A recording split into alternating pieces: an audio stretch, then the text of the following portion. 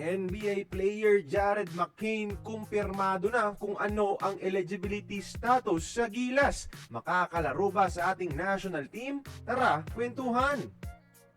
Marami ang natuwa sa revelasyon ni 76ers rookie Jared McCain last year na may dugo siyang Pinoy mga idol. Siya sana ang sure winner ng Rookie of the Year kung hindi lang nagka-injury. Laking tuwa ng mga Gilas fans sa kalibre ni McCain na posibleng makatulong sa ating Gilas Pilipinas. So heto na ang tanong, eligible ba si Jared maging local sa bagong FIBA eligibility criteria na 18 years old ang passport? Sa isang interview, kumpirmado ni McCain na around 10% Pinoy siya mga idol. May lahing Pinoy ang kanyang ina. American citizen ang kanyang ina mga idol.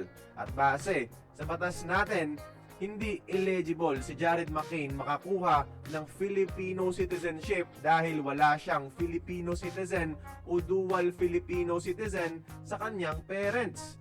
The only way para mapayagan siya na magka-Pinoy passport is kung matitrace at may proof siya ng Pinoy heritage sa kanyang linyada. Sabi niya, 10% lang siya Pilipino. So malabo o mahirap talaga i-trace yan mga idol. That is why, hindi eligible si Jared maging local sa FIBA tournament para sa Gilas dahil hindi nga siya eligible makakuha ng Pinoy passport in the first place. So ang kanyang eligibility status para sa Gilas ay ituturing pa rin siyang naturalized player. Kailangan niya muna mag-undergo ng naturalization process sa Kongreso para makapaglaro sa Gilas Pilipinas.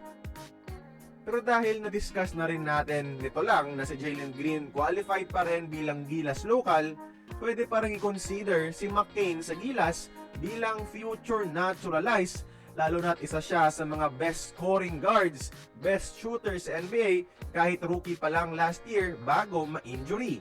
Di naman natin problema ngayon ang mga big man sa dami ng options natin. 21 pa lang ngayon si Jared at pagtungtong ng 2031 World Cup kung saan retired na probably si Clarkson, 27 pa lang si McCain at saktong nasa prime. So maaari siyang i-consider as our naturalized depending on how well his NBA career turns out. Kaya kayo mga idol, payag ba kayo na maging future naturalized natin ang isang partly Filipino na si Jared McCain? Like this video if you agree and join the conversation, magkomento lamang sa ibaba.